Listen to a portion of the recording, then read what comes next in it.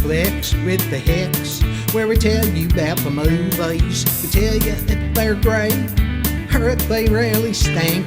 Now it's time to start the show. Yeah, now it's time to go. Guess what? It's Flix with the Hicks. Hey folks, welcome to Flix with the Hicks. I'm Greg, this is my beautiful wife Janet. We're from Strange RV Tours, and each week we review 2 films that we watched that previous week. Out of however many we watched that week, we review the best movie that we watched and the worst movie that we watched that week. And this week I got tasked with picking the worst movie of the week, and the worst movie that we watched this week is called Are We Done Yet? It's a remake of a 1948 Cary Grant movie called Mr. Blanding Builds His Dream Home. But it could also be said that it is a remake of a Richard Pryor movie where he moved his family out to the country, or The Money Pit starring Tom Hanks. It is a bland movie. It stars Ice Cube, Nia Long, and John C. McGinley. Ice Cube and his wife, Nia Long, decide to move their family from the city to the country. And in the process, they're going to have to remodel, or it's a fixer-upper. They're going to have to fix the home up also. The contractor they hire, played by John C. McGinley, has his own way of doing business. And it creates total havoc. John C. McGinley plays like 4 different people in this film. One, he's a contractor. Second, he's the building inspector. He runs the town. Pretty much. He just puts on different hats to do different things for the whole town, and he has a lot of connections, right? But he was an idiot. Yes. The problem that I had with this film is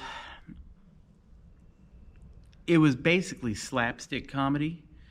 It's a family film, but it's not a funny family film. Even though it's supposed to be a comedy, it just wasn't funny to me. I found all of the comedy in the film to have been used in other films that I've seen before, and it was like, wow, they've just taken ideas from every silly comedy and thrown them into one picture and tried to create something out of this. And it just wasn't a very good film. It was hard to stay and watch the entire thing. Because I was ready to turn it off. Because you knew 20 minutes into it, it just wasn't going to get any better. It's like this and this and this and this, and then you expected this and this and this. So it's like, okay, we know what's coming. You know? Well, and it's frustrating too, because I like Ice Cube as an actor, always have. And I expected more out of this film, but it is what it is. Everybody makes a dud once in a while. Right. But it's a dud. This film had a budget of $28 million. It made $58 million, so it did make money. So maybe I'm just out in left field. I just didn't find it to be a compelling story. And it's an old historic house that starts falling apart, and this one guy was taking care of this and this and this and this and this. Kind of reminds me of the Green Acres. What were the brothers on there that were always fixing their house? But it was just it wasn't a great film. I would give Are We Done Yet on a scale of 0 to 100. I'd give it a 25. I'd give it a 25. I wouldn't watch it again. I wouldn't watch it again. I'll give it maybe. It's okay for families. It's a good family little flick, but I'll give it 30.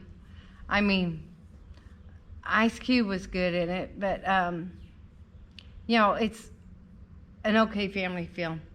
I mean, it would pass the time. Oh, kids would love it. Kids would love it. Kids would like it. Yeah, adults, you're going to be bored. Yeah, and the contractor thing is aggravating to me. Yeah, this would be a good movie for a 9 or 10-year-old sleepover party. Maybe, if they're into remodeling homes. All right, so on to our best movie of the week, Miss Janet. Pride and Prejudice. It's good. It was filmed in 2005. It's based in England, and back in the day when they were trying to get the girls and daughters married off, and they had arranged marriages, and it's all prim and proper. And Keira Knightley plays Elizabeth, which is the second daughter of 5 girls in this family. And the mom is like desperate to get her daughters married off, and they don't have much money. Back then, your status was very important, very important. And Lizzie, was like very intelligent and very hard-headed, and thought, you know, some of these guys were just total jerks. Was offered to be married by this little short guy, you know, it's like, she's, no, I'm not marrying him, you know. And there's scandals. The 15-year-old runs off with this jerk of a soldier that is trying to scam people for money and scams. Oh, it's good. It's good. It's good. I really like it. The storyline, the acting, and you know, the status of the people and how they handle things. I like that time frame. It's like I came from that time frame.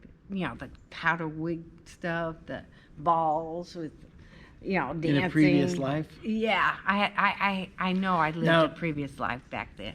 Keira Knightley played Lizzie. Yeah. Yeah, and she was fantastic in this film. She really was. Yeah, she was nominated for an Academy Award. She was only 20. She was the 3rd youngest person ever to be nominated, but she did that good. Mm-hmm. She really did. Yeah. And this movie was made for only $28 million. It made like $121 million. Really? Yeah. And the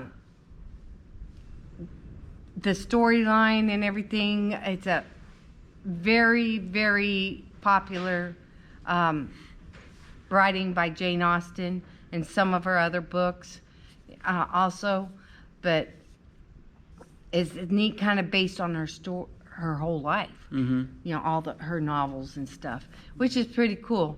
But I just love how there's scandals. This daughter's doing this one's, you know, in love with this rich guy, and the sister of the rich guy messed that up, and Lizzie ends up with a super rich guy. You know, it's like awesome. Yes. It's a beautiful film to watch. It is beautiful. The camera work and the cinematography was fantastic in this film. The costume design was incredible. The long gowns, all the formal wear at the balls and galas. Yeah. It was a stunning film to watch. Keira Knightley was beautiful in it. Yes. And the architecture of all the buildings in England. Mm-hmm. Oh my God. Donald Southerland was great. Yeah, he was. He was the dad, you guys. Yeah. He was the dad. I just love him anyway. You know, but he played that role perfectly. It's a well-acted movie. All around, it's a good film. Yes, a lot of English actresses, and I don't know, you guys. I can't. I'm like tongue-tied. I like it that much. Okay, 0 to 100. What would you give it? I'd give it a 90, because it wouldn't be for everybody, because some people aren't into like that old, you know, historic type, and it's based in England. Mm-hmm. You know, but I thought it was the beautiful film. The story was great. There's sad parts, there's comedy parts, There's dramatic parts. I mean, something that can make you laugh and cry and feel warm and fuzzy and then angry too. That's what is important in a movie. Mm-hmm. So, you know, for me, something like this. Now, if it's supposed to be a comedy, you don't want all the dramatic and stuff, but this was a great film. Very good film. Very good film. What do you give it? I'd give it an 87. 87. 87, yeah. Really? Yeah. Good film. Very good film. Good film? Yeah. And you're not really into that type of... No, but this No. film would be easy for me to watch multiple times just because it's a beautiful film to watch. Yeah. I mean, you could miss the first half of this film and just catch the second half, and just the imagery on the screen would keep your attention. Yeah. So good. it's really a beautifully shot film. It is. It is. So anyhow, we made it to the end of another episode. So hope you guys enjoyed this episode of Flix with the Hicks, and until next time, go see a good film. Talk to you later.